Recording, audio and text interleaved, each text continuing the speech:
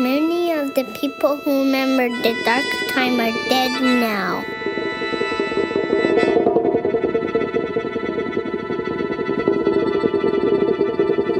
But we're still here. I'm telling you the story so the dark time won't happen again.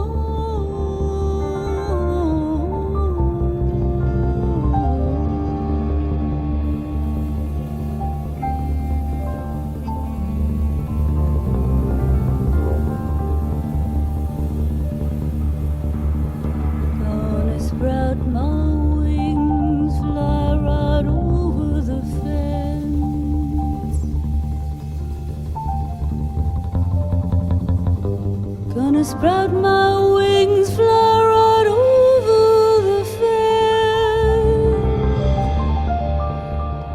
'Cause staying in here don't make no kind of sense.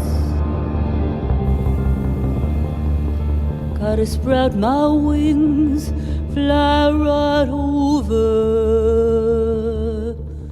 the fence.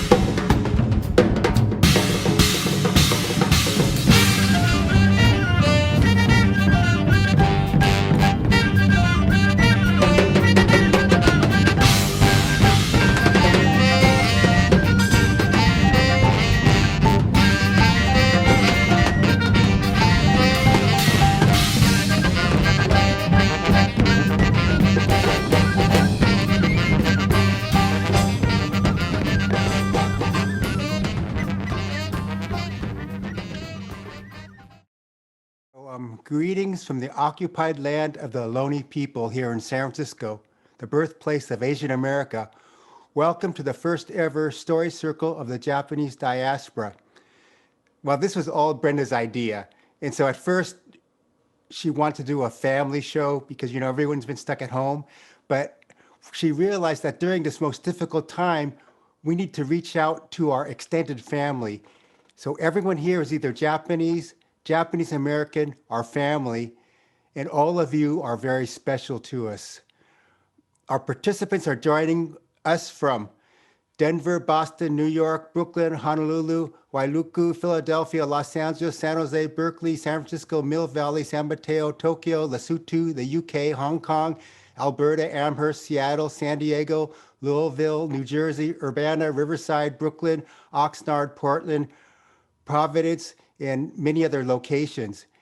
And the last three remaining Japan towns in America are represented here. Little Tokyo in Los Angeles, San Jose, Japantown, and the original Japantown, San Francisco.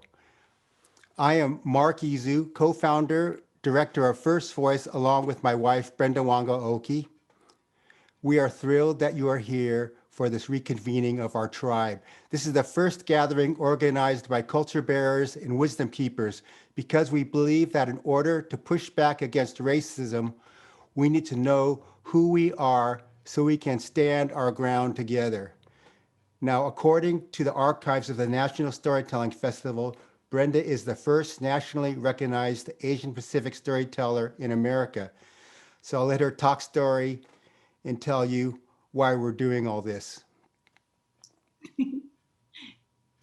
He's my best friend. Congratulations.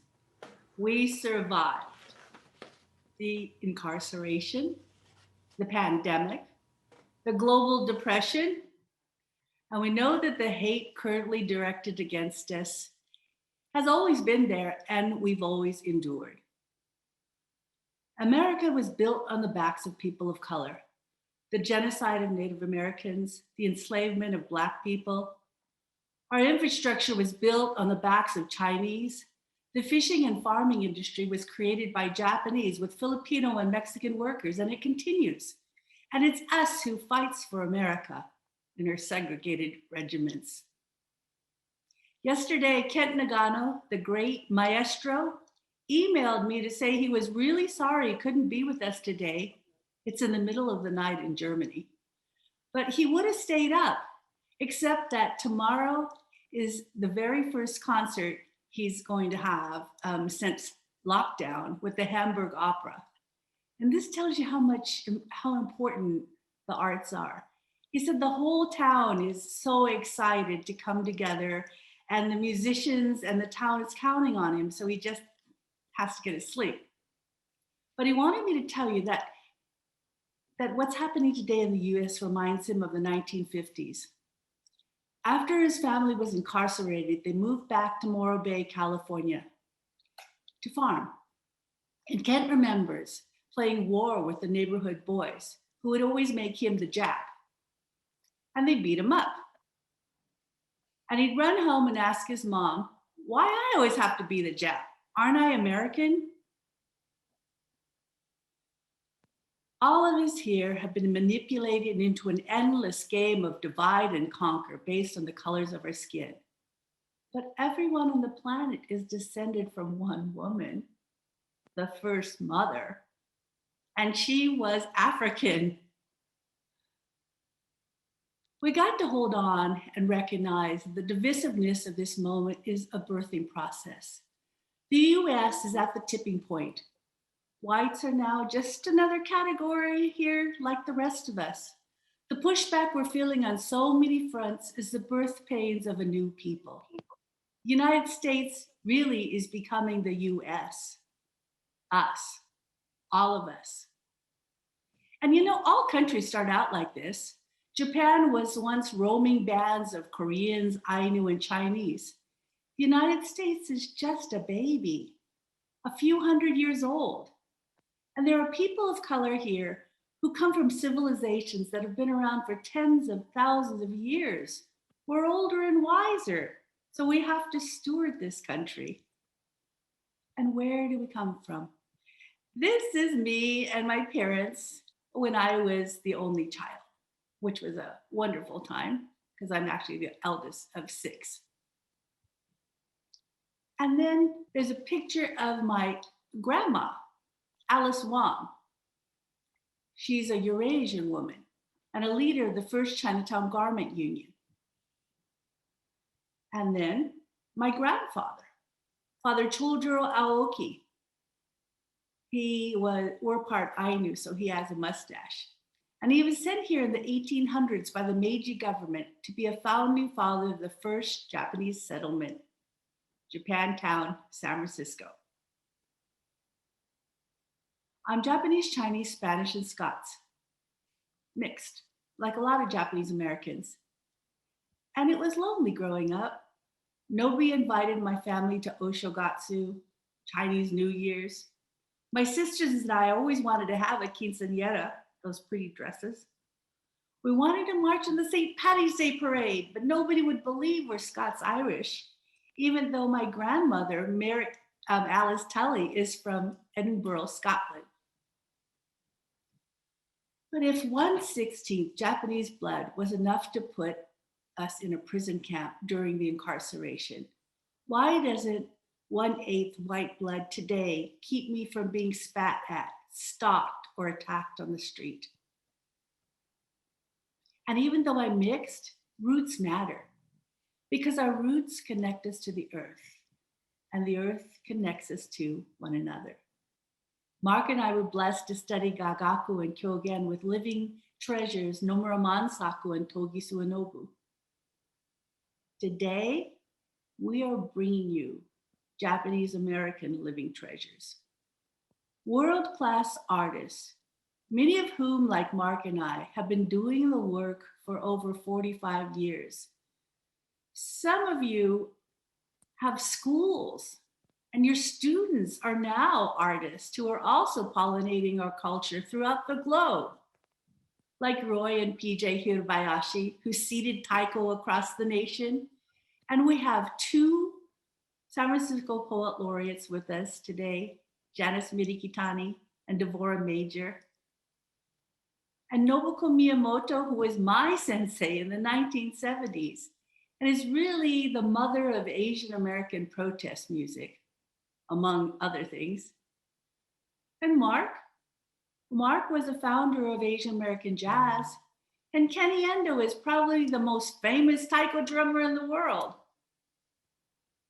Plus, we have our warriors with us. His Honorable Judge Thelton Henderson, who worked with Dr. King and John Lewis, and Satsuki Ina, a founder of Suru for Solidarity, who has spent her entire life helping us to heal from generational trauma. Like Mark said, this is the first time culture bearers and wisdom keepers have made a convening like this.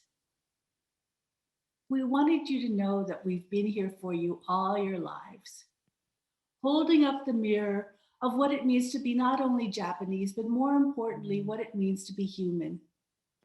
Our drummers, they remind us our heart's beating, we're still alive. Our dancers, they connect us to Mother Earth. Our musicians and singers, they connect us to heaven. And your storytellers remind you of who you are. So today, don't enyo, tell your story, share your memories. They're important, not just to you, but to all of us. Each of you are important. Each of you are part of this family. And it's a time that we've got to help each other. We're all family here. We've created a healing space. And we, culture bearers and wisdom keepers, will weave us together into beloved community. Then standing strong, we'll hold our heads high and face future together.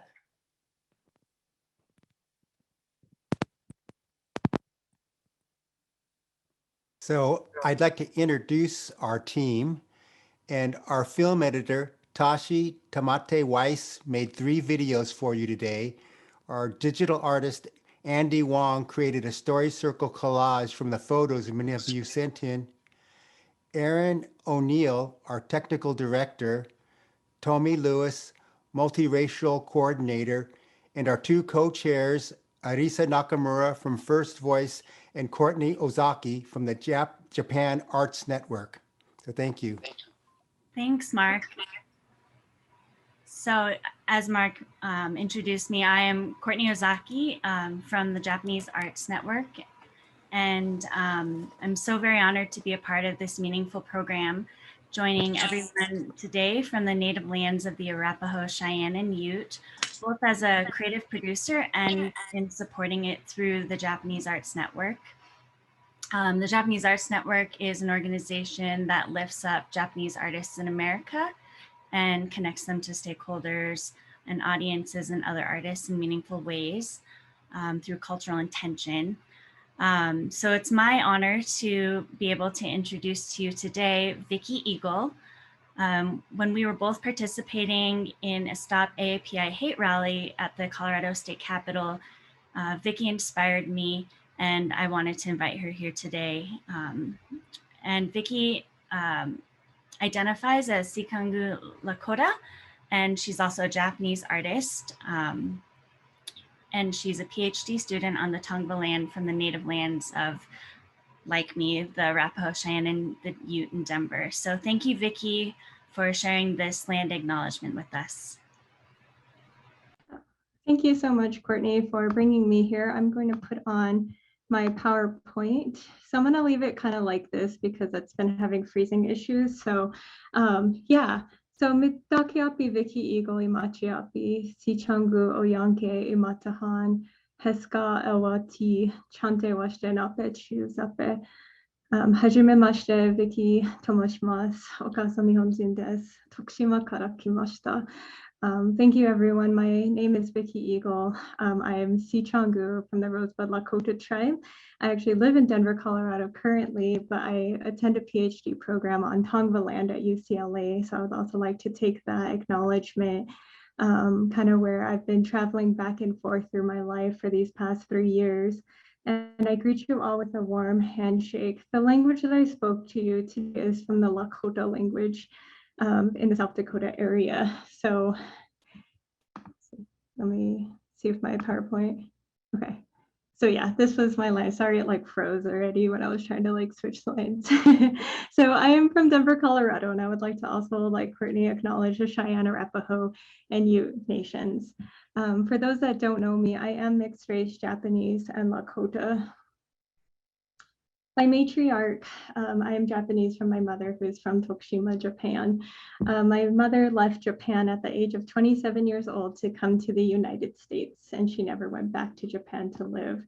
My mother's maiden name means good land, Yoshida. Her first name, Misa, means beautiful sand in kanji.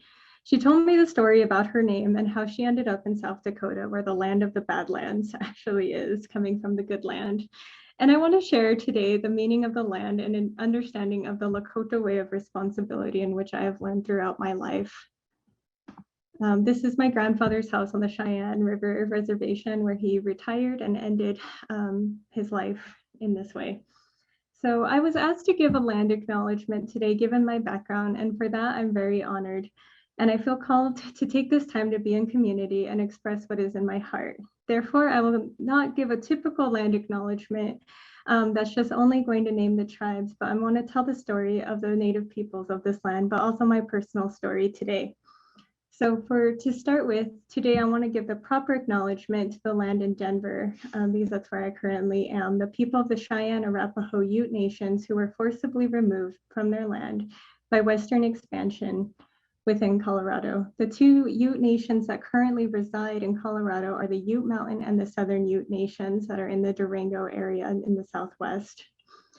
So today I call us to a point of action to understand what the land in our history means. At the Capitol where I met Courtney, there's an ivory tower, which is an image of a white man with the sun behind him, known as Manifest Destiny, facing westward towards expansion and gold.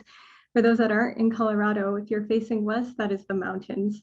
In my mind, I've grown up in the streets of Denver and Capitol Hill that I'm reminded that presidents are named on the streets and that the street names going west are actually the tribal nations that to me have served a reminder of the nations that suffered from this very ideal of manifest destiny.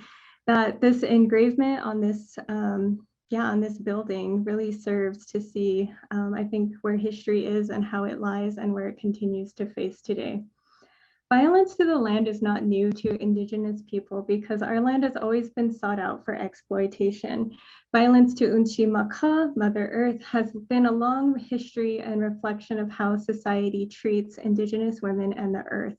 Our cultures within my Japanese and Lakota side, I've always understood that we see the earth as living and breathing and that we belong to the earth together. To start with the history, on November 29th, 1864, the Sand Creek Massacre occurred, where Colonel Shivington carried out a massacre of 150 Cheyenne and Arapaho women, elders, and children when the men were out hunting. It was planned intentionally to hit the tribes at the most vulnerable time. The troops replied by opening fire with guns and cannons. The Cheyenne Arapaho were told if they raised a white flag of peace that they would be safe. The massacre happened anyway. Governor Evans was supposed to protect these nations as they already surrendered. To this day, it took 150 years for the University of Denver and the study committee to report and hold Evans accountable and culpability for the massacre. And to this day, we still find discrepancies and different opinions of what happened in history. But it's not often that we ask the people who are survivors, who are descendants of these stories, who know the truth of what has happened.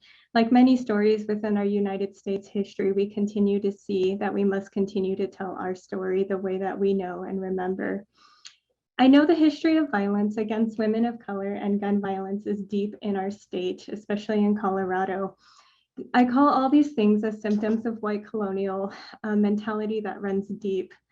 Like many of you triggered by the news, seeing our women murdered by white supremacists, when I saw a single parent Korean mother working for their children to provide the life that they deserve, to work additional, to work additional hours because we need to get by. I know how emotional and how much that cuts deep into our communities. Our mothers are everything.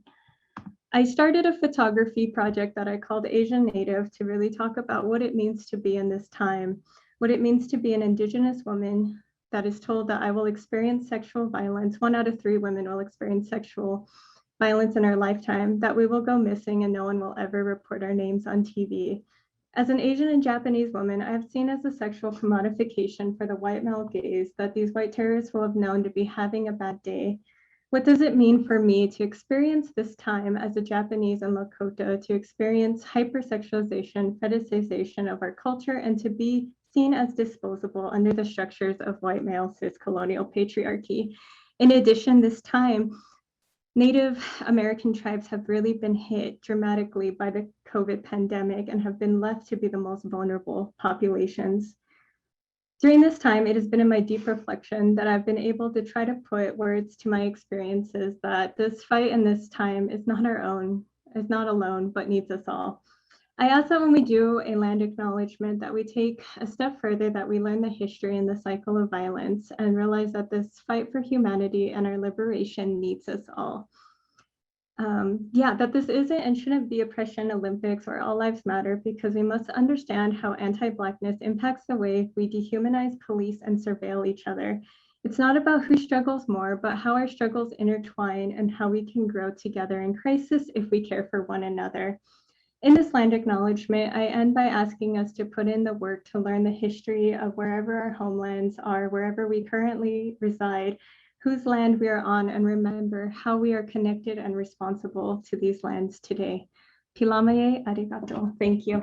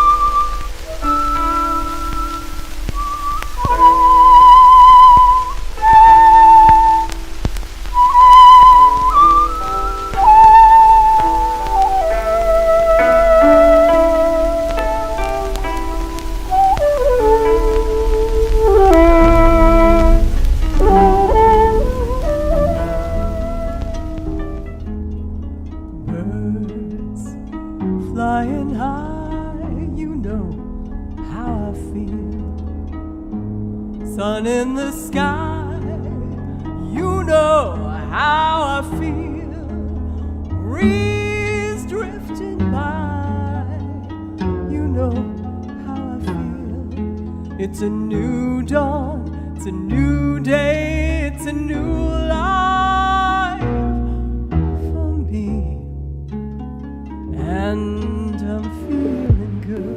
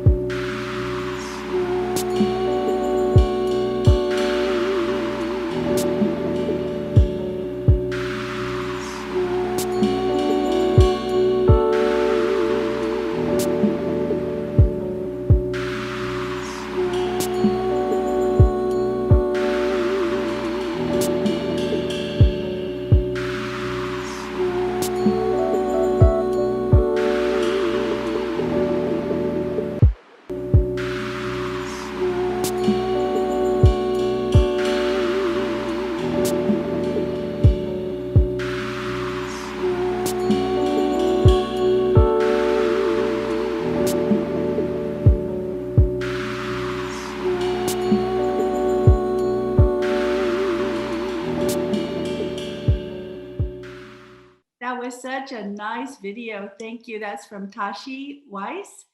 And Vicky, that was such a wonderful land acknowledgement. Thank you so much for putting it all together. That's why we're here.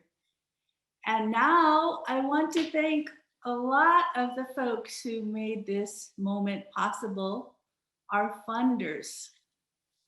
And we really are so appreciative for all the support First Voice has gotten from the city of San Francisco for 40 years, for many years. We are very grateful, and all of our artist family are grateful.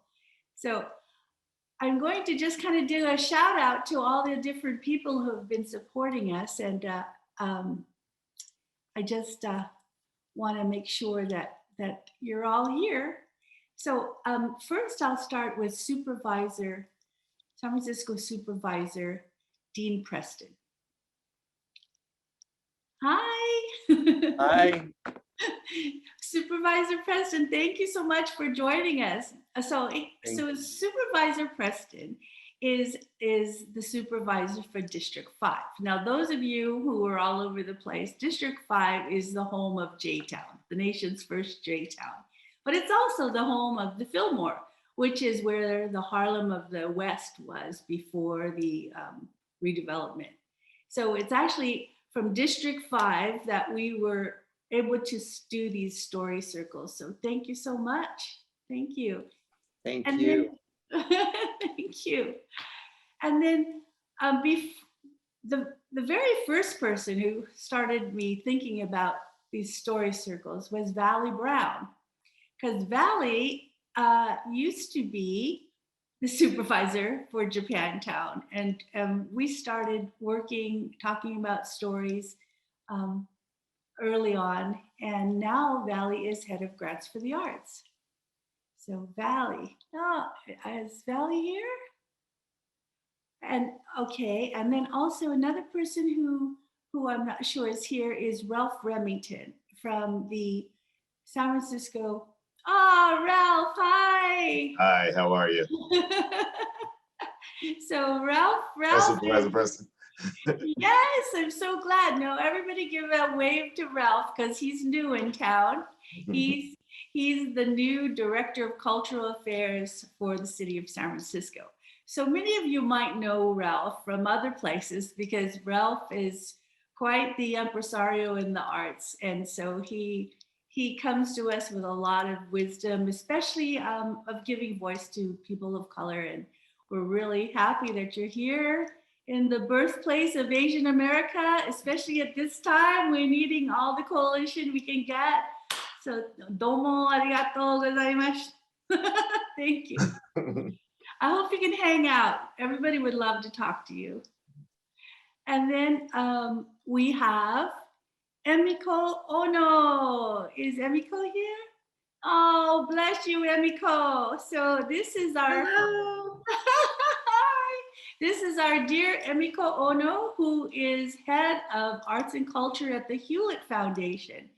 And I have to tell everybody that Emiko is probably one of the highest ranking Japanese American funders in arts and culture.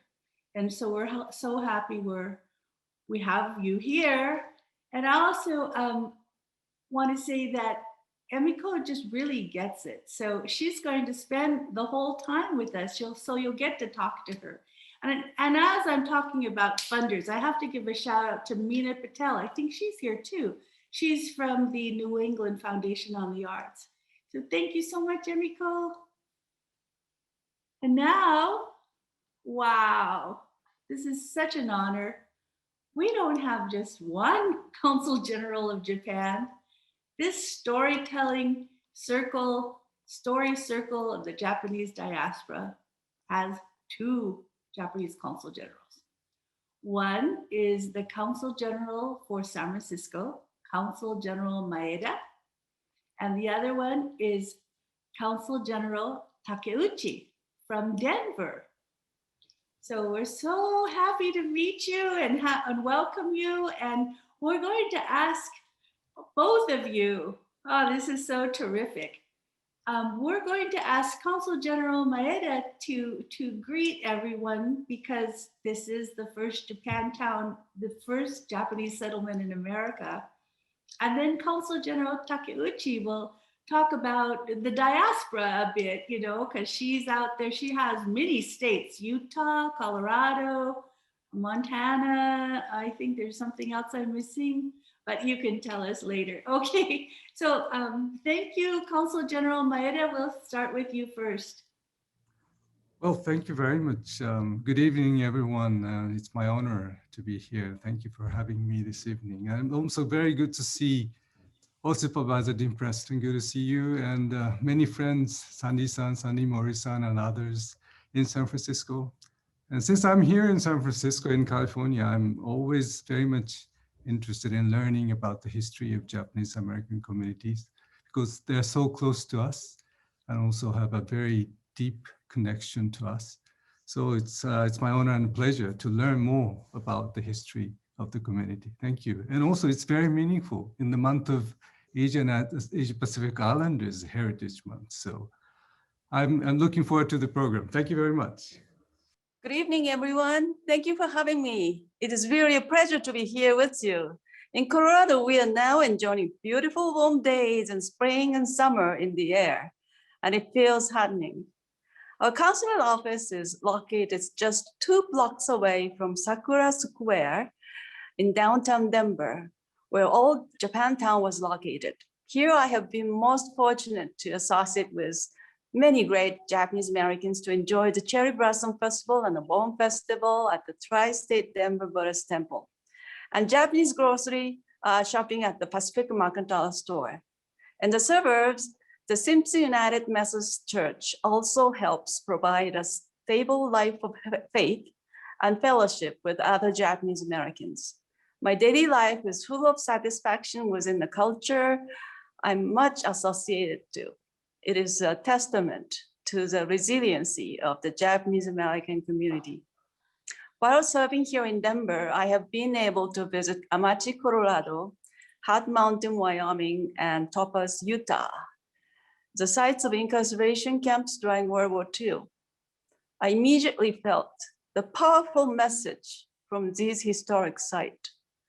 I have become acutely aware and related to the agony and hardship felt by the people held behind the barbed wire so far away from home, to the level I haven't felt before. The evacuation from the West Coast and then internment in the camps scattered around the interior spread the Japanese diaspora across the country in America. Following the end of the war, many in Colorado found a new life in Denver and surrounding region, thanks in part to the kind policies of Colorado Governor Ralph Carr. Pilgrimages to these sites and the educational seminars have drawn me to read more about them and to meet and talk with Japanese American people about the experiences and feelings.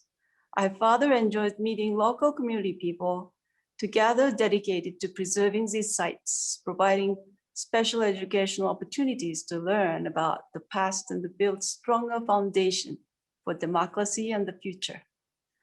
I respect their dedication because knowing them would further deepen dialogue and propel us to spread the word to bigger audiences.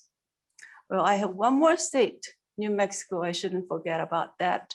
But I look forward to this unprecedented talk and culture event, which aims to bring healing and joy and reconciliation. Thank you for having me. Thank you. Thank you. Thank you so much, everyone. And I'm not sure, is Valley Brown here now? Did we get to see your nice face? Okay, well, anyway, thank you, Valley, and thank you, Consul Generals. And for everybody here, I want you to understand that culture is a continuum. We do have roots in the motherland, but as we go and it's change and spread, things change. And we're running behind time, so I will stop talking and now give it to Courtney, who is going to introduce Nancy Ukai. Thank you.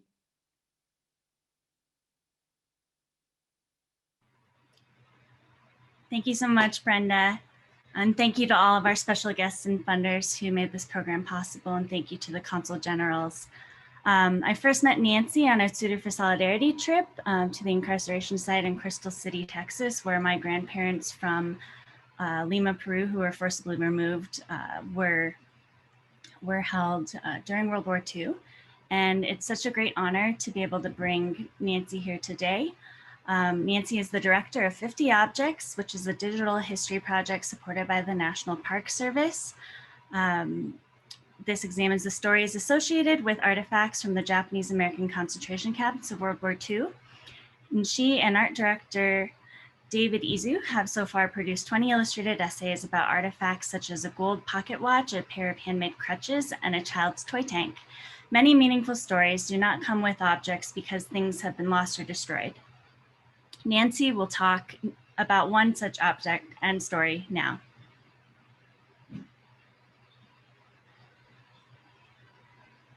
Hi, everybody. Thank you, Courtney, for the introduction. And thank you, Mark and Brenda, for holding this today and including 50 Objects. Our project is about artifacts and things from World War II.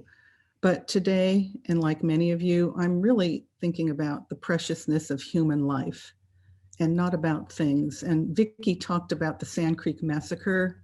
On Monday, as you know, our country will be marking the 100th anniversary of a vicious race massacre on Black Wall Street in Tulsa. So I'm just thinking about the lives that we've lost, the fact that we can be in community today and mourn, but also celebrate our being together now. So we're sharing our stories today. We're sharing our memories. And in the words of Janice Mirikitani, who is with us today, we're continuing to break the silence and fight the battle against forgetting our stories. So I want to thank you for including us. I see that today David Izu is here and Emiko Omori, Chizu Omori, who are on our team. I've prepared a short video about a story that's in my family and it doesn't have an object anymore. So I want to honor the stories that don't have things left. And so here it is. Thank you.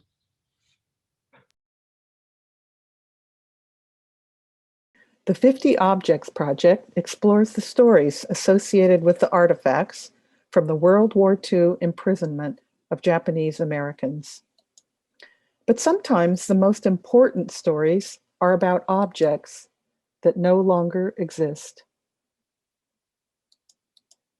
Eucalyptus leaves.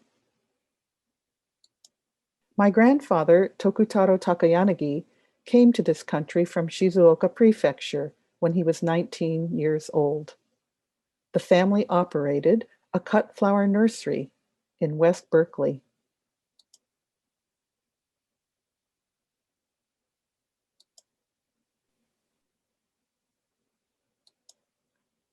My mother, Fumiko, was born in 1921. Here she is on the right with her two brothers, Tetsu, the oldest, and Tadao.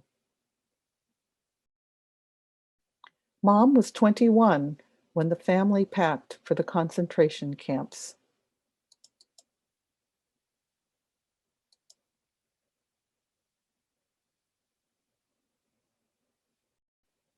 The redress hearings of 1981 opened the gates of memory, and people started to tell their stories.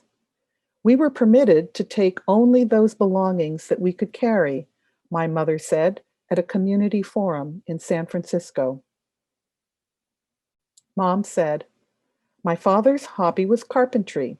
He brought one box of tools and a box of clothing, and he very carefully managed a third box, and I assumed it to be his papers or a cache of special treats. Imagine my surprise and upset that instead of food, he had carried to Topaz a box of eucalyptus leaves. I was very angry that he used such precious space for anything so frivolous, and I made him ashamed that he needed that reminder of Berkeley so he wouldn't get homesick. It makes me sad and angry now to think that I directed my anger at my father instead of the true villain, the US government. My grandfather's eucalyptus leaves no longer exist, but the story survived. My mother told it to us.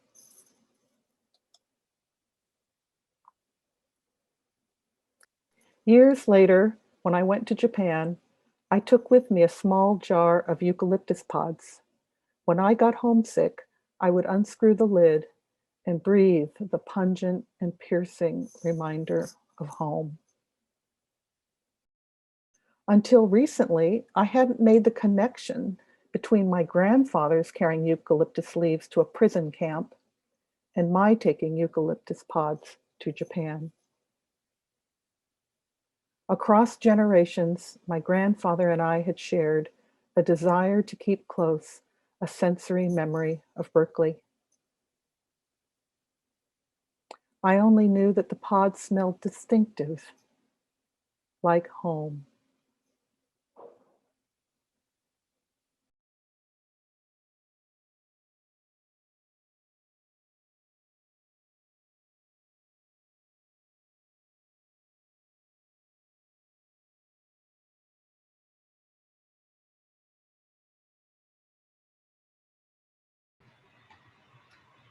Thank you so much, Nancy, for that very meaningful story. And everybody can learn more about Nancy's 50 objects. We'll put the link in the chat. Now I'm honored to be able to introduce Kyoko Takenaka.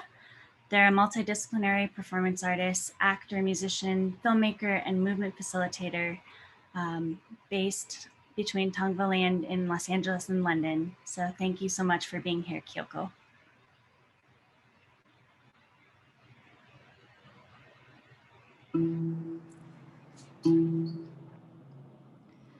Oh, dear children,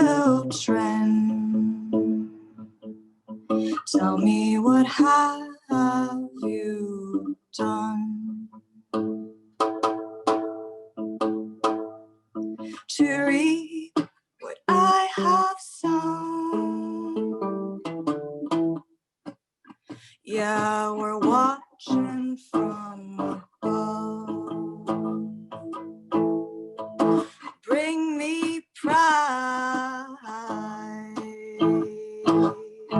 Oh yeah, you've heard our cries. Yeah, we're watching from above. Yeah, we're watching from above.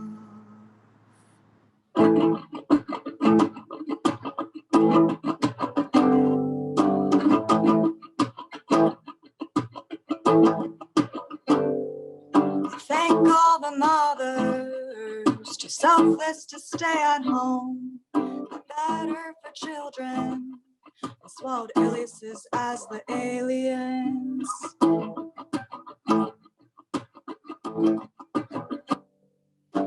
Thank all the brothers, yeah, we say me say yes, yes, and no, no. Fighting for our mother country while mothers were interned. One too many 100,000. Come on, come on, come on. Come on, come on, come on. Come on, come on, come on. Come on, come on, come on. 'Cause I gotta say, if we all wait for our say, we'll be here forever.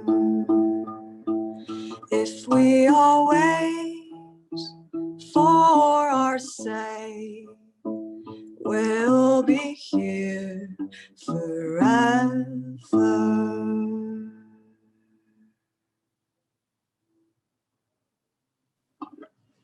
Hi, everyone. It's such an honor to be here. Thanks so much for having me. And yeah, I'm just really honored to be in the presence of such incredible leaders, incredible songwriters. Yeah, I can really feel this community right now. So thank you so much. And please enjoy my film. What is home when structure is haunting?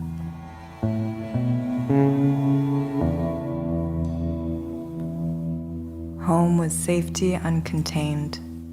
Home was silence, spy, spice up your life and die. Stop complaining, Jesus loves you. I saved your mother's life and I'll save yours too.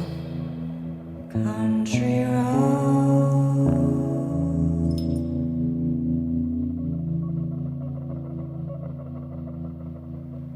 take me home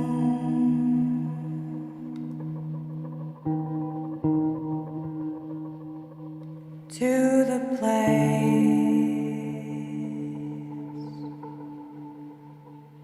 where I belong,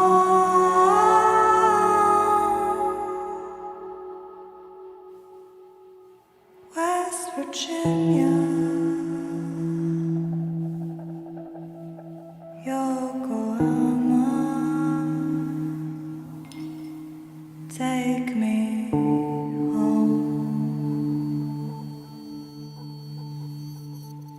country road.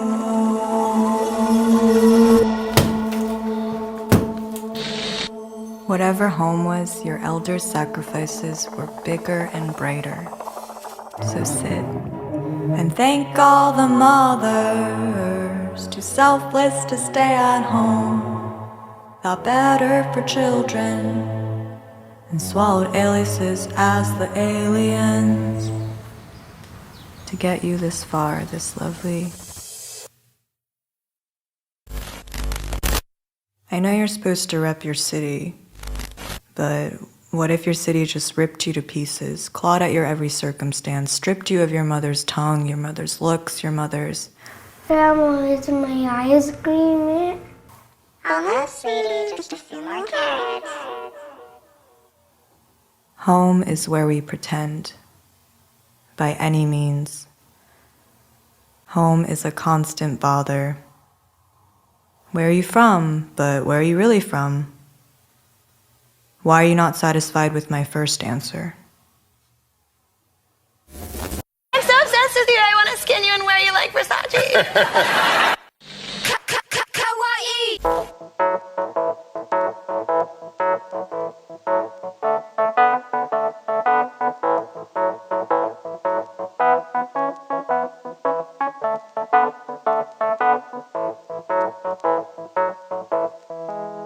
Now tell me, where were you before sushi wrapped in plastic?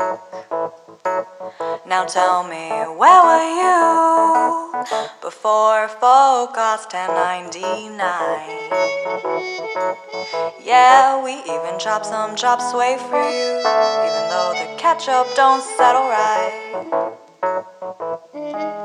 Yeah, you gave me a kung fu villain role, even though I studied acting. Yeah, you gave her a kung fu villain role way before Marilyn Monroe. Well, you'd think it'd be over by now, absolutely fabulously. Now Hollywood, tell me now, where were you when you chose yellow face over a real face? Now tell me, where were you when you made Fu Manchu?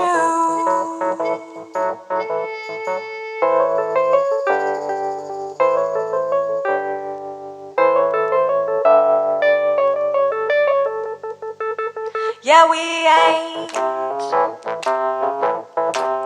your wedge. Yeah, we ain't your wedge. Oscars so wide, POCs unite.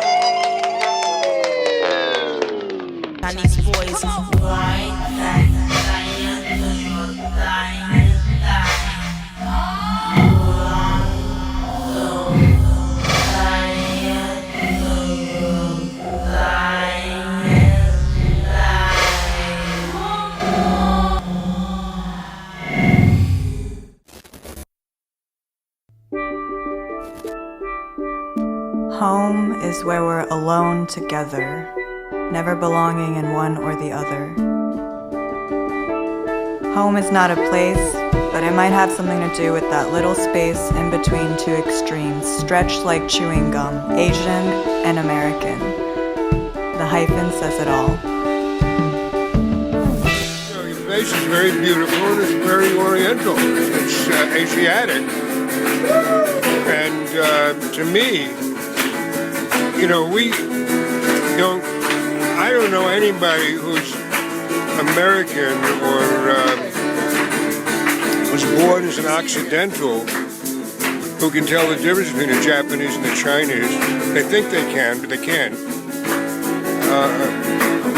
You guys might, at least the people that were born there. But I've never met anybody of my racial background that could tell the difference. Because Koreans have very puffy cheeks. They have very puffy cheeks. Like, you could like pinch them and they just be like very puffy. So I can always tell who's Korean and who's not. Between like anything else, it's a little bit of a throw up, you know, unless I hear them talk. Chinese just has a different sound than Korean. Like Chinese are like, so like it's very like intonal and like based off of the tongue. So it's very kind of like roller coaster. Whereas like Koreans are very like "Gabate, yo tata," like so like it's very like so like it's very like beat based. So like I can tell I'm like alright. Between Korean and Japanese, I have a tough time telling the difference. Sushi. I take you for sushi. If you like sushi, or you know how to cook. The women are different from the men. Men are very like no expression, which is what you have, which is kind of different. Because women are very expressive. Well, Asians altogether, they're very humble people, and I find them to have superior beauty just because of that alone. And the cuisine actually, ooh. The food is always amazing. A bit too quiet though. The food? The people are very quiet. Don't be silent. Wake up. Have half the confidence of a mediocre white man. Have half the confidence of a mediocre white man. Have half the confidence of a mediocre white man. But who bears the emotional and mental labor? The oppressor or the ones who do the favor? I'd rather work on my wonders than pout on their pennies, and so we chose silence.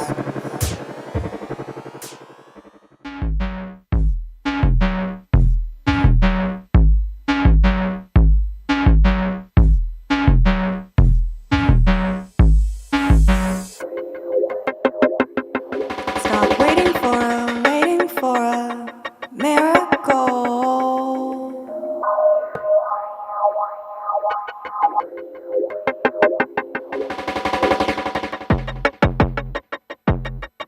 How come I have to wait in this line? He, she, they wanted to know. He, she, they wanted to know. He, she, they wanted to know. You're waiting for a miracle.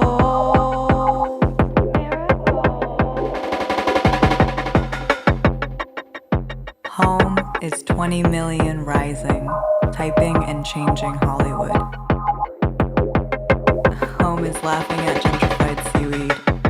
Home is also not laughing when they've won. In every Chinatown you can count on around the world to never charge you a nickel for plastic bags, so long as you don't take charge with plastic art and plastic people. Independence is a myth. You did not get here alone. So how do you reap what they sow? And then sow what they'll reap.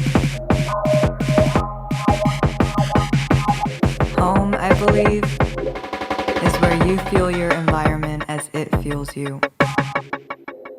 So, Asian America, how do you feel the hyphen as it's chosen you?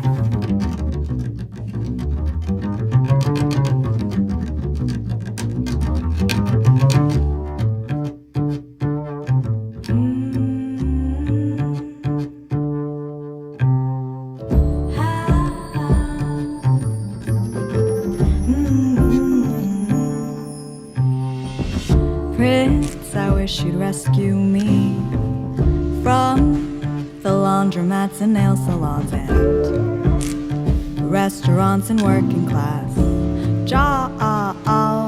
So my parents prayed better for me. They climbed up through mad hoops, up the ladder of trees, and bumped up towards the white picket fence. American dream. Oh. That was incredible, Kyoko. Thank you so much for sharing your film with us and your beautiful voice. That was just incredible and so inspiring. Hi, everyone. My name is Tomi, and I'm part of the Story Circle Planning Committee. And I'd like to share with you our safe space agreements, which we hope we will all keep front of mind throughout this event.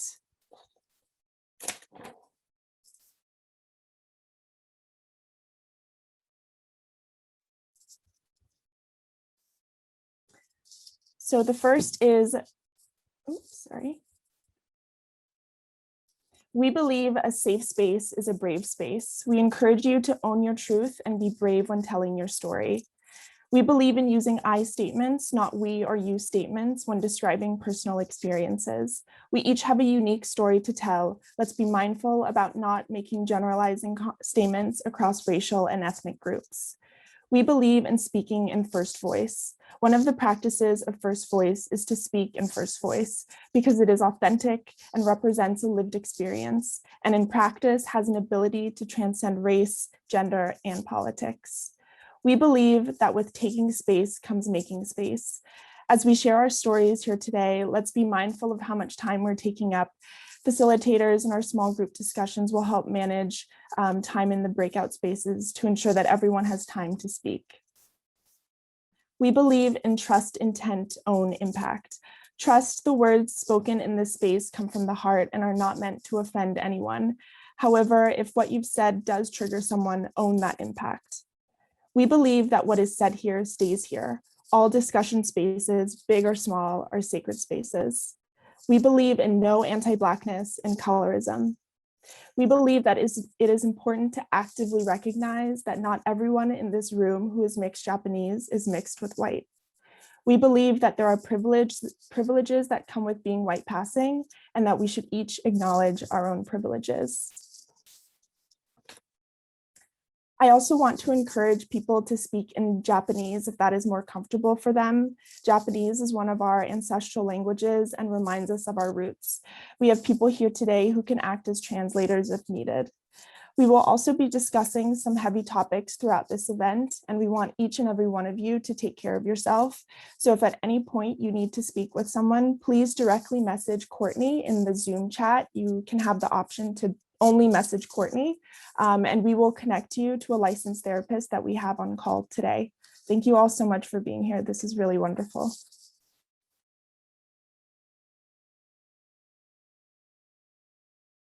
Thank you so much, Tomi. Yes, and our licensed therapist standing by also is a Japanese native speaker, so feel comfortable to speak to her in whatever language you need. And you know, we're running way behind, like 15 minutes, and our next people are giants.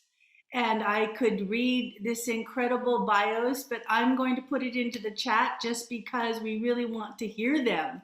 So let me just say very briefly, we have 3 people coming to speak to you about generational trauma and how it's played out in their lives.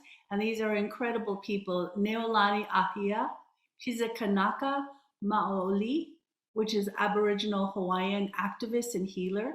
She's holding it down for ancestral lands in Maui, where her family's been for generations. And Satsuki Ina, I spoke about her earlier, one of the founders of Suru for Solidarity, and she's dedicated her whole life to helping us all understand Japanese American trauma.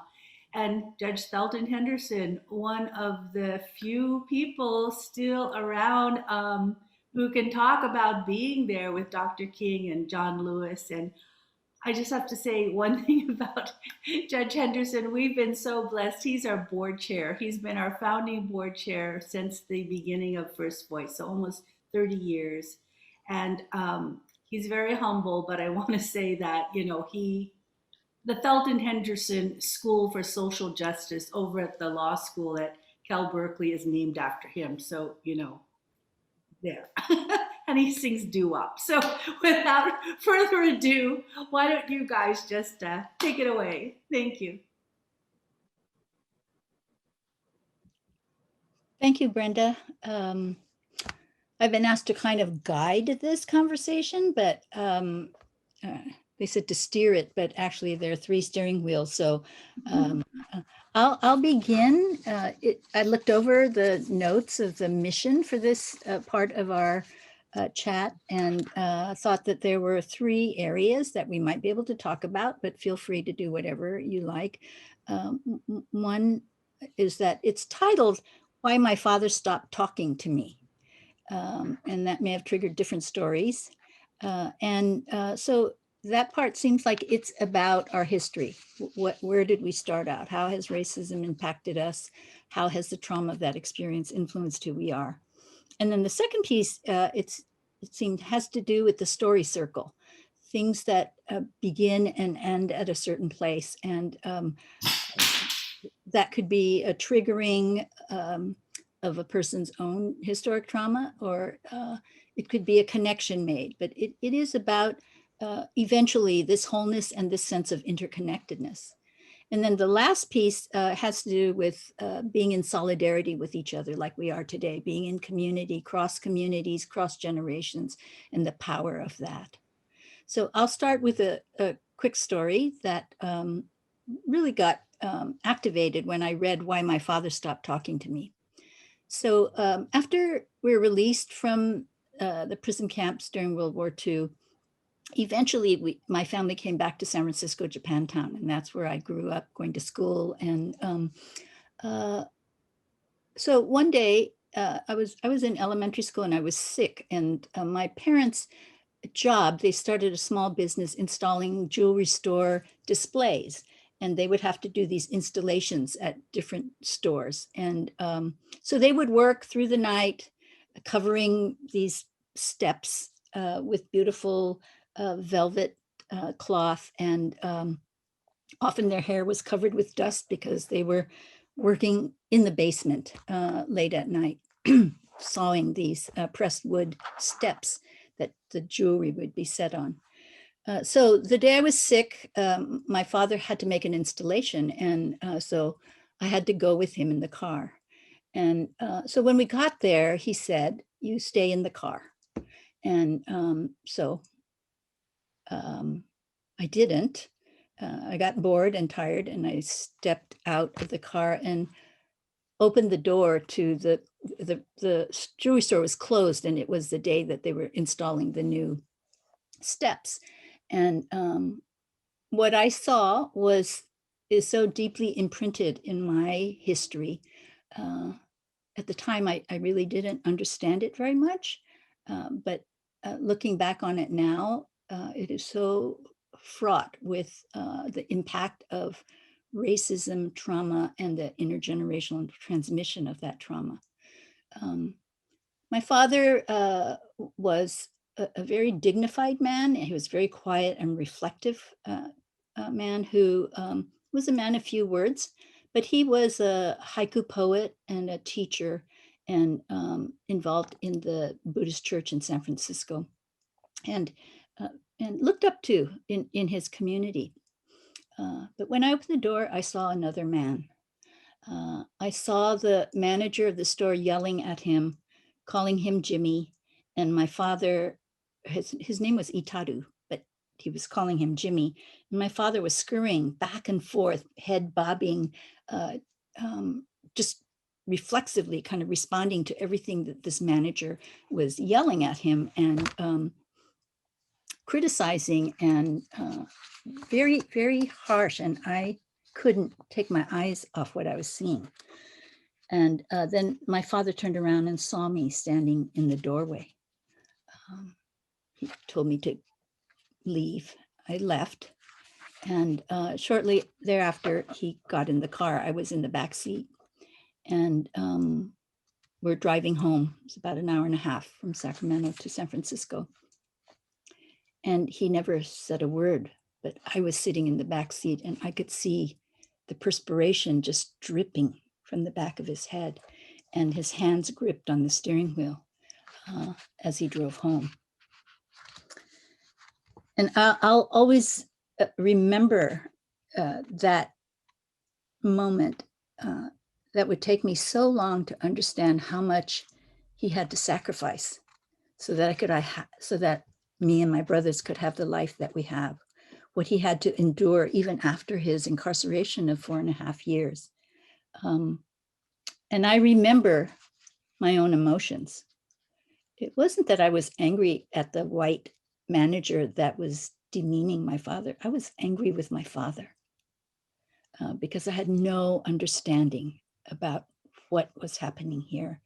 And it affected how I viewed the world and my relationship to others in the world. And it would take me a lifetime to unwrap all the layers of meaning from that story. So I'm happy to have this opportunity to share that story because I think these are the difficult stories that are important for us to share with each other so we can understand the deep wounds that our ancestors endured so that we could even be at this gathering today. So I'll turn it over to Noelani or Thelton. Well, I'll try. I'll give it a try. One of the things we were asked to talk about in our when we first met was who are we? On whose shoulders do we stand? And I wanted to start with that because I stand on the strong, broad shoulders of two of the strongest women in the world. My grandmother, who was a daughter of slaves, and my mother, who was my grandmother's daughter. And I have no doubt that whatever I am today, whatever I've accomplished along the way and as a judge and all of that, is because of them. My grandmother came from a matriarchal family, I like to say. My grandmother left Louisiana with her 7 children and me, her grandson. I was the firstborn of the grandchildren, and came out to California. My mother lived in servitude, not servitude, but in service. She lived and worked in Hollywood for rich people and would get a weekend off every other weekend. My grandmother kept me, and my grandmother was just a strong woman who taught me that she expected a lot of me, coming from slavery herself and being freed of slavery. Her parents, when she was young, she thought that the sky was the limit for her family, and she wanted it to be that. And if I came home with a B on my report card, she would say, "What happened? What's going on here? Aren't you studying?" It was unrealistic looking back on it, but it worked. And a lot of things happened to me, I think, because of those women and what they made me think. And I should be embarrassed to say this, but they made me feel that I was better than the other kids who weren't reading and weren't going to the library and getting books. And very often coming home from school, we're starting with junior high all the way through high school, come home after school with the kids, and I was the only kid carrying books home with homework. But I owe it all to these 2 extraordinary women, neither of whom themselves finished high school, but wished the world for me. Now I want to take a jump to something because I was fortunate enough that my mother lived long enough to see me as a federal judge, and it just, the best thing I ever felt was the pride she had in me. But, you know, I have to share with you that when you're of color in the society we now live in, you never escape that history, that slavery from which my grandmother came. And it's infuriating in a way. When my first day after I became a federal judge, I drove to work, told how to get down into the parking lot with my pass. I went down there, got out of the car, and there's a judge's elevator. And I headed for the judge's elevator, and one of the two guards down in the basement said, "Hey, wait a minute, that's for judges. Who are you? What are you doing?" And I had to explain that I'm a judge. And I was new enough, but that he said, "Well, can I see your ID?" I think after I was a justice, if he had said that, I would have made sure he was fired within the next hour, but I didn't know that my first day of work. But it was that indignity and the indignities that went after that. To get to my office, you have to go from the first floor all the way up to the 19th floor, the top floor of the building. And you're out in a hallway, and there are 4 buzzers because there are 4 courtrooms there. And if you want to see me, you buzz Judge Henderson. My secretary lets you in. You come in, and you tell them what you want. If you have an appointment, she tells you to wait, and then she says, "Okay, you can go in." I can't tell you how many times people have walked in, attorneys have walked into that office, and I'm sitting in there, and I look up and say, "Can I help you?" And they'll say, "Well, where's the judge?" It's what we live in, and this is the kind of thing they don't expect people. I'm looking at all the faces on the screen now. They don't expect people like us to do what we can really do. And I just want to close by saying I think Brenda, you and Mark are so wonderful for putting on this program and letting us have our say, letting us know we're all in this together, and letting us know, yes, there is a Black Judge Henderson, and there is a Japanese this, and there is a Chinese that, and we're doing great things, and we're going to do greater things. Thank you.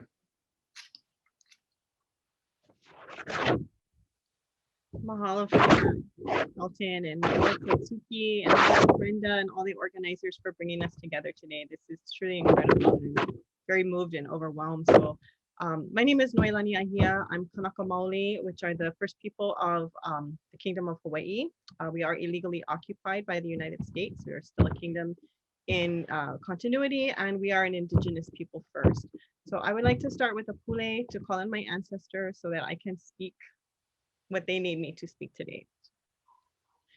Ena o makua mai kala hiki a kalakau, mai koho i a ka halavai. Na o makua i a kahina kua, i a kahina alo, i a ka akau I kalani. O ki hai kalani, o we I kalani, nunulu I kalani, ka holo I kalani. Ea ka pula pula o ko o noilani. E ma lama o ko iau. E ulu I kalani, e ulu I ka honua, e ulu I ka pai aina o Hawaii. E ho mai ka ike, e ho mai ka ikaika, e ho mai ke akamai, e ho mai ka maupopo pono, e ho mai ka ike pāpālua, e ho mai ka mana. So mahalo for this opportunity to speak today. I have to say, I put on a fancy shirt before we got started. And then just when I sat down, I said, no, I'm going to run to my car and I'm going to grab this shirt that's been sits in the back of my car. And I put it on all the time when I have to go sign waive or testify at county council or go talk to state senators and the mayor and whatnot. And this shirt says, in my native tongue, Iwi o ku'u iwi, ewe o ku'u ewe, koko o ku'u koko. And these words are so important to me. They mean bones of my bones, blood of my blood, tradition of my tradition. And I wear this shirt because of the work that I do.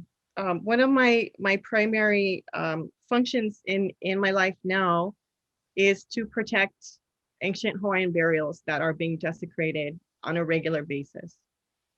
And this work has, in a very profound way, helped me reconnect to my identity as a Kanaka Maoli.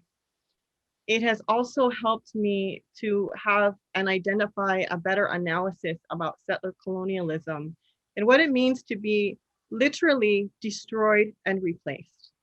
As they dig up our bones, as they get crushed under the weight of these giant machines, they get pushed to the side, they get put on boxes in shipping containers. And it's not that different from what they did to our people. It's not that different from what they did in my father's and my grandfather's generation and my great-grandfather's generation. And it's not that different to what they do to us today. As we continue with mass tourism, we continue with hotels being built over our burial grounds, swimming pools being installed so that rich people can enjoy their paradise, while the native people have the highest rates of houselessness, of drug use, of incarceration, of diabetes, you name it. We have all the native outcomes. And why is that? It's because of this destroy and replace trauma that happens to indigenous people and oppressed people the world over. This is not unique to Hawaii. So for me, I'm a diaspora Kanaka Maoli. That means that I wasn't raised in my homeland. I was raised in California, born and raised. My father is Kanaka Maoli and Portuguese, and my mother is English, Irish, French, and Scottish. My father comes from a generation that is referred to as the lost generation, because the American propaganda in his generation was so strong. I saw some of those booklets in one of the other videos about, the hyper-Americanization of Japanese people during World War II. They did the same thing to Kanaka Maoli. There were pamphlets sent out. All of the names of our schools were changed from Honolulu High School to McKinley High School. Of course, McKinley is hugely responsible for the illegal overthrow and the illegal annexation, rather, of the Hawaiian Kingdom. So my father's generation didn't get to learn the language, didn't get to learn the culture, really had no idea who they were as Kanaka Maoli as he was. And so therefore I had no idea who I was. I grew up thinking that I was white, basically. My mother was the dominant parent in our household, and I mimicked her qualities, her language, her speech, her ways of being. And I didn't see myself as different from the other white kids that I grew up with.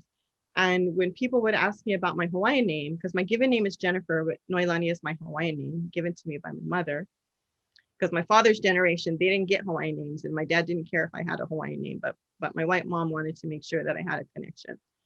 So I honor her for that. But when other children would say my middle name, they would laugh about it, and I would feel shame and embarrassed about it. And it wasn't until I moved home 13 years ago that I was able to reclaim that for myself and understand Noelani means heavenly mist. It's so beautiful.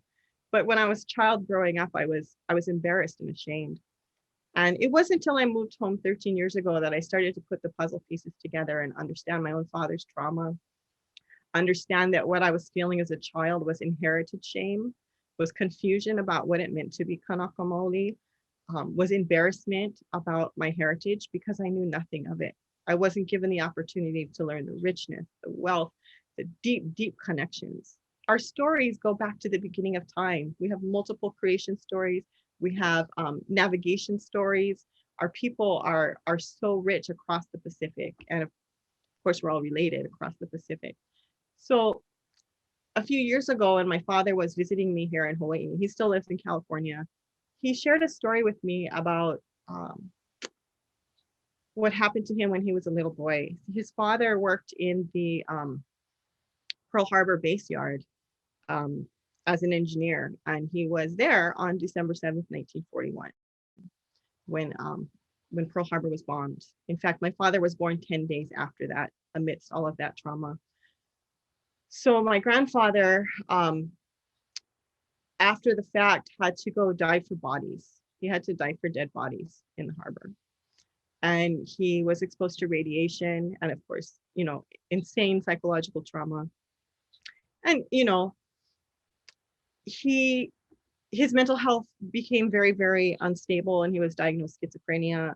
They put him in a mental hospital, and when my dad was a little guy, he watched the doctors give his father electroshock therapy in front of my father when he was about 5 years old, and my father said that he thought his father was being killed. His father never really recovered. He never recovered. And my father hasn't recovered either. But I came home to put those pieces back together, to weave together our stories so that I can share them, so that I can cry their tears when they cannot. And I can repair some of the wounds for them behind me and for the future generations to come. Because those ones behind me, those ancestors, way, way, way back, I can count on paper, I can count my genealogy back 53 generations. And some of those ancestors connect to our origin stories back to the beginning of time for our people. So when I lean back on them, they give me the strength to be who I am now. And I understand myself now, not as an individual, but as part of a collective, what we call mo'oku auhau, our genealogy, the vertebrae in the spine. Each vertebrae is a generation. And I stand upon those generations now with the intent to do the work I do with the burials, do the healing work I do. I was a co-founder of the Mauna Medics on Mauna Kea in the 2019 stand. I stayed on the Mauna for 8 months, listening to the stories, doing talk story circles with elders, hearing their traumas about not speaking the language, never being allowed to dance hula, never being allowed to chant an oli. And I watched them cry their tears into the aina and stand up and go to the altar and chant and sing and dance, some of them for the first times in their lives in their 60s, 70s, and 80s. So the profoundness of being able to tell our stories and being able to acknowledge the wounds and the traumas that we have historically in our family lines and in our communities is so powerful. And it's allowed me to be who I am, to know who I am as a Kanaka Maoli, to understand my iwi o ku'u ewe, iwi o ku'u iwi, ewe o ku'u ewe, my koko o ku'u koko. Mahalo nui. So grateful to be here. Thank you.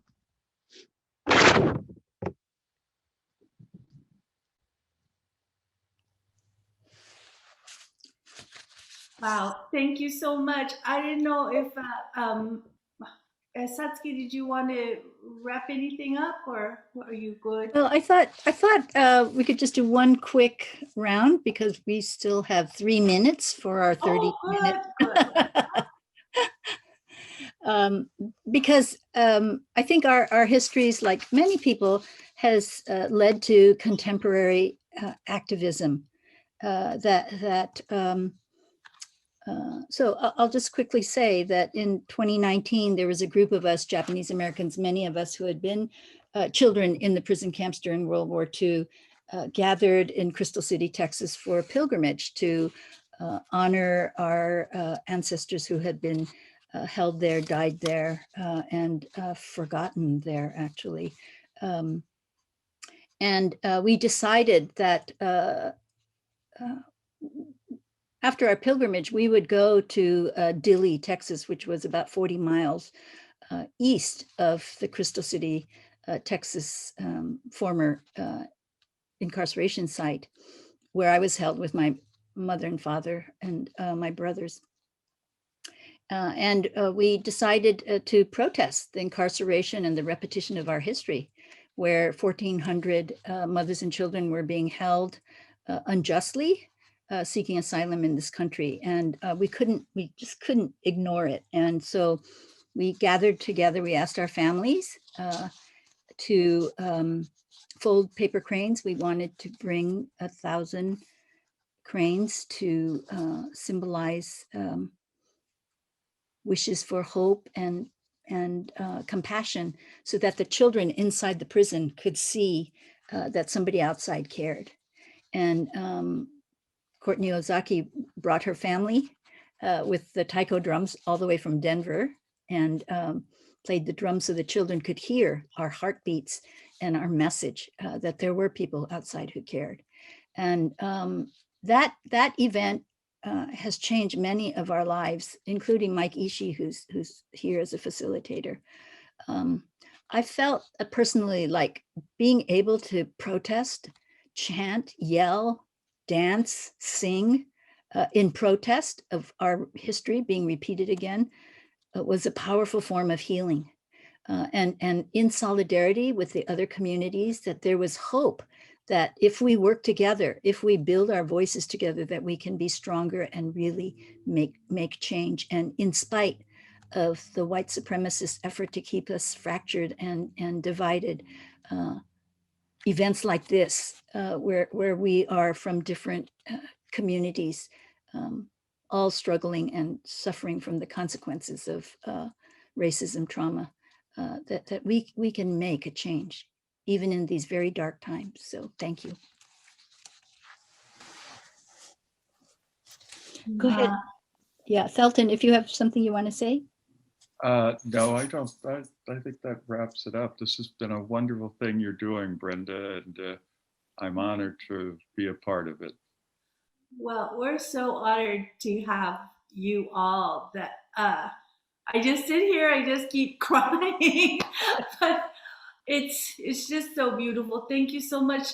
Every time you guys talk, I just like all these things that happen in my life come back, and then for a lot of people on this call, I know that when Noelani is talking about us losing our language, and when she's talking about her people, it's so much a part of us. We've all lost our language, and so I just thank you for sharing these things, because it allows us to say it, because you said it, and yeah, and as Satsuki once told me, first you understand your story. Tell me if I'm saying it wrong, Satsuki. First you understand your story, and then you tell it to a beloved friend, and then together you can tell it to others, and then this is the healing process. So thank you so much to help us all begin the healing process. And now I guess I better move us along so that all of you can get the chance to talk. So thank you so much. We so appreciate it. Please stay with us. We really want to hear you. We're about to go into small groups, everyone, and I just want you to know that everyone here is incredible. I mean, every one of you. So you just really revel in the fact that we're able to talk to each other, because when are we ever going to get to do this again in our lifetime?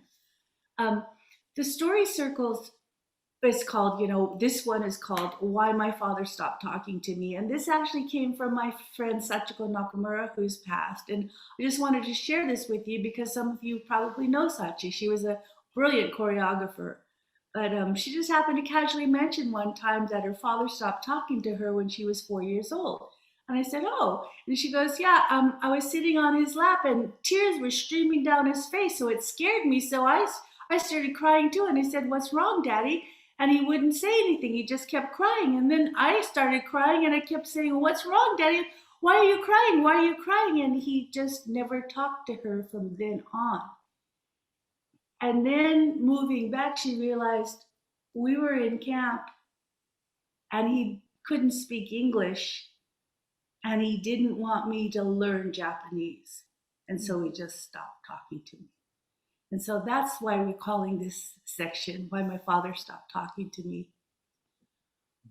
All of us carry generational trauma. We don't probably even know it. It's like maybe you have a friend who's Japanese American who just can't stand it when they play that weird Japanese music, or just only has to eat hamburgers even though everybody else eats sushi. This is internalized trauma, This is ignoring yourself, who you are. So what you're about to do now is go into a story circle, and you have facilitators there. And like I said, everybody here on this, everyone here is artists, healers, cultural workers, wisdom keepers. There's lots of professors here, many community leaders. You're all in good hands. So what you're going to do is you're going to say your name and who gave it to you. Maybe say where you're from too. That's always fun. Talk about on whose shoulders do you stand? And what are you doing now that you think would be of help to the next generation in the future. And then hopefully you'll get through that. And then afterwards, you can bring up a talisman of resilience. This is my talisman of resilience. Let me see if you guys can see this. Can you see that? It's my my son, Keiki, when he was a baby, he's 27 now, and my dear husband.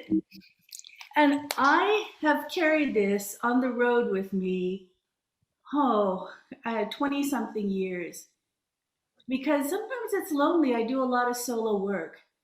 And why do I do this? I've always felt that I wanted to be a voice for the people that I grew up with. And I grew up with a bunch of beloved, multiracial, essential workers who worked very, very hard and just made a wonderful little neighborhood. And I thought, people like that, you know, their story should be shared. And I always wanted to give voice. So this helped me continue on the road. So I guess, Erin, if you're ready, we can go into our breakout rooms.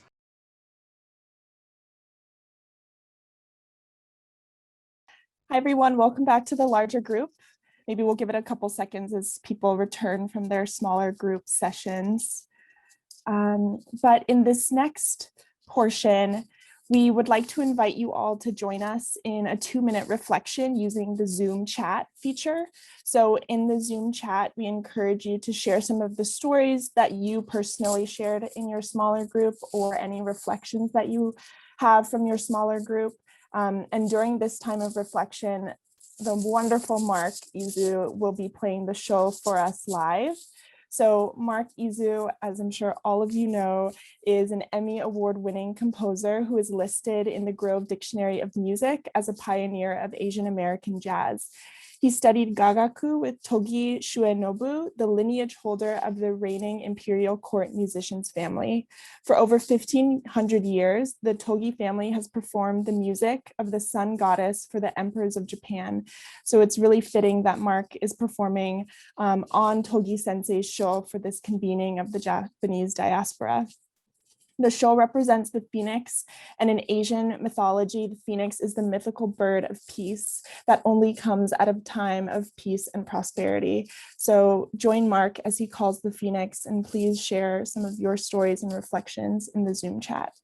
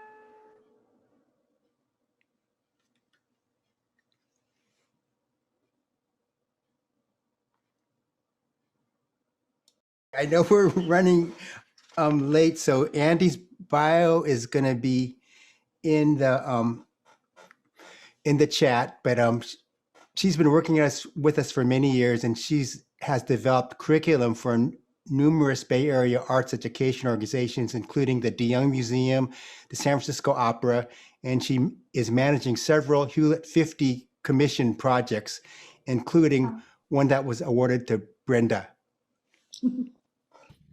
Mark, I'm sorry. Actually, Janice is going to go next. Okay. Sorry, Andy. So I already talked about Andy. Oh, brother. See, I shouldn't play music and talk at the same time. Anyway, okay, Janice, what can you say about Janice? We love Janice, and she's the co-founder and founding president of the Glide Board. She's San Francisco's second poet laureate and is recognized as a visionary community activist, leader, poet, and editor. And please look at her bio in the chat. Okay, Jan.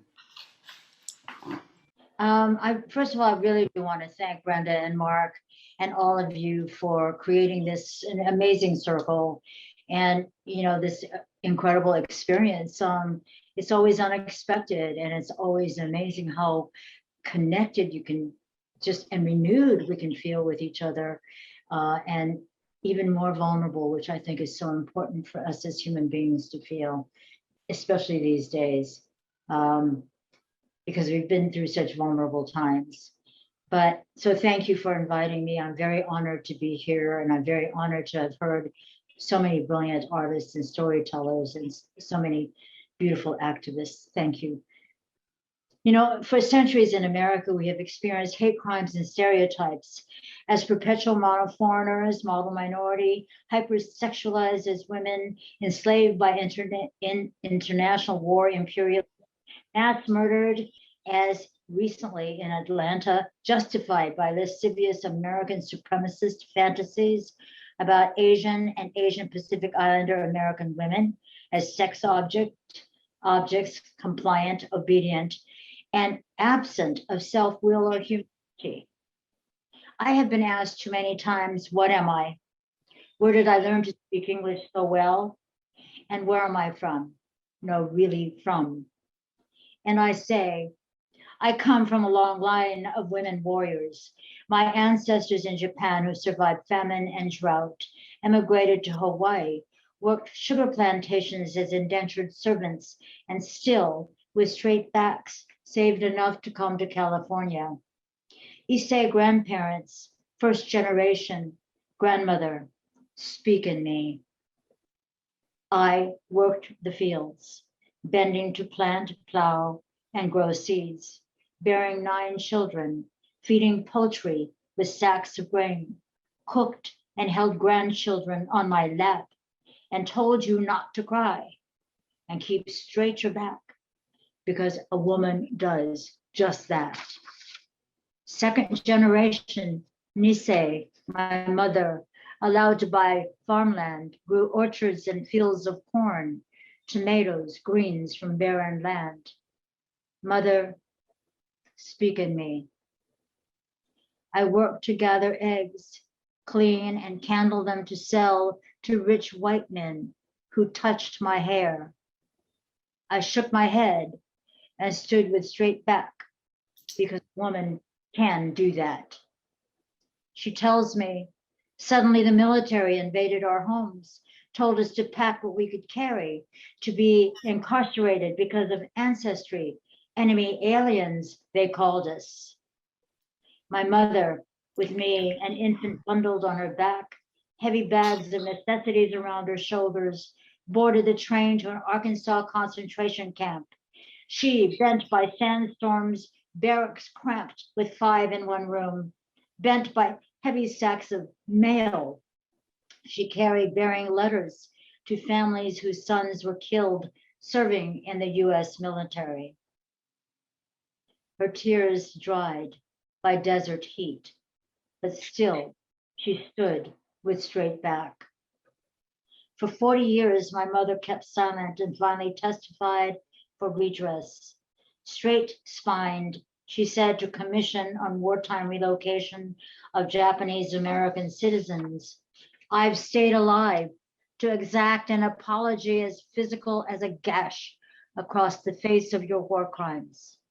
If reparations make you hesitate before you do this to anyone else, a woman will make you do that. And she, chin high, standing at the door of history, said, no, none will go into those camps again. Mother, grandmothers, you speak in me. On the shoulders of women with straight backs, I have stood to claim the ground I call my own. My own pulse beats in yours. I learned to listen to the beat of the bone of our bone. I am a woman looking for herself with an attitude. I've waited too long for voice and permission. I know from you the dire cost of submission. With gratitude, my now hums with the past, and I want hope like music that comes from our throats, rise to future, reaching higher for my daughter and generations who will stand with straight back. Thank you. Thank you, Jan. I've been hearing and reading your poetry for so many years now. When I was a young student at college, you're one of my inspirations for being an artist. So thank you so much for this. Thank you. So Thank now, you two are an inspiration, both of you and Brenda. Thank you. Oh, thanks, Jan. Okay, so correct me if I'm wrong, but now it's Andy's turn, right? So Andy, I think you can just take it away. Hi, everybody. I'm really happy to be here and to share a collage that I was commissioned to do by both Brenda and Mark. And I'd like to say thank you to both of them for giving me this assignment. It's been really a beautiful thing to consider. I really would like to say a few thank yous to the people that have really made this work possible and come to life. There are some images that you'll see that I've been working with to make the collages that have been contributed by people I've invited everybody actually to share images. If they're not in this stage of the piece, they'll be in the next stage, so stay tuned.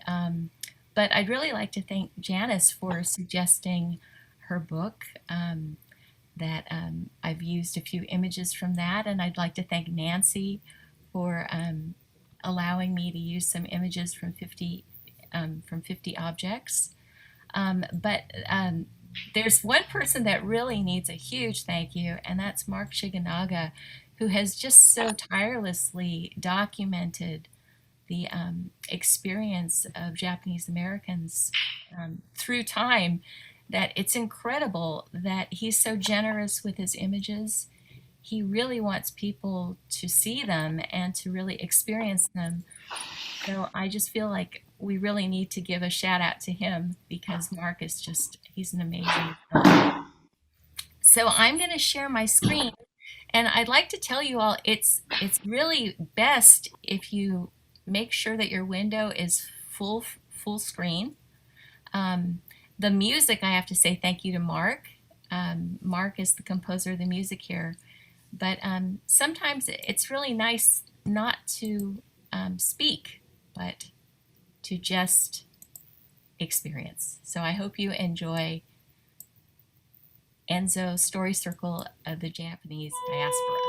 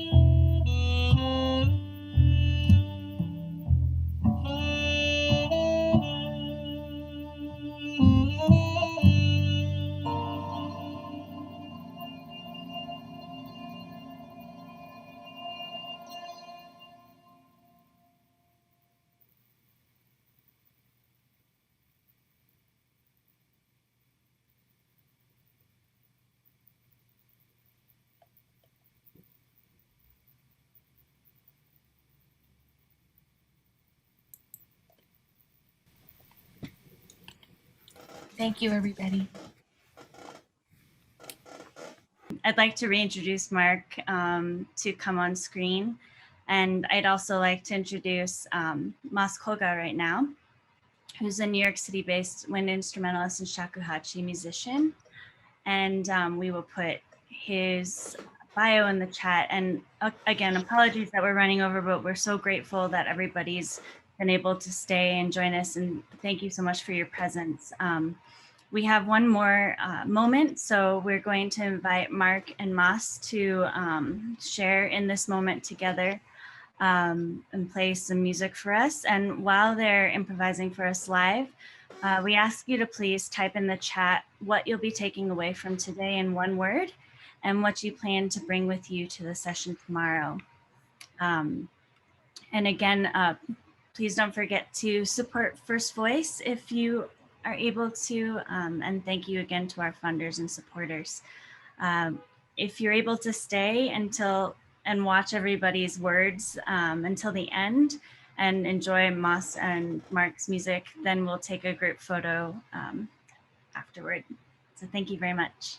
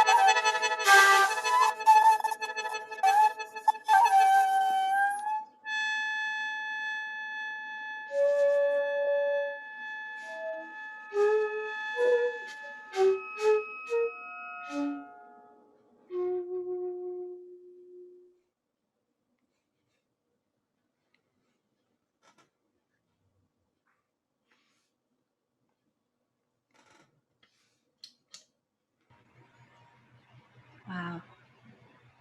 Thank you so much, Mas and Mark. Deepest gratitude to both of you. And thank you so much for your words in the chat. This has been a really inspiring day, and we're so grateful to all of you for being here again. I don't know if we're still going to do this. We were going to leave the chat open for about 15 minutes post-event if you wanted to chat, but otherwise, I'd love to take a photo and Erin will guide us, and then we will see everybody hopefully back here tomorrow morning at 11 a.m. Pacific, and we'll examine what it means to experience or summon Japanese joy, and we'll explore and recognize our resilience from past to present. We'll see everybody tomorrow. Thank you.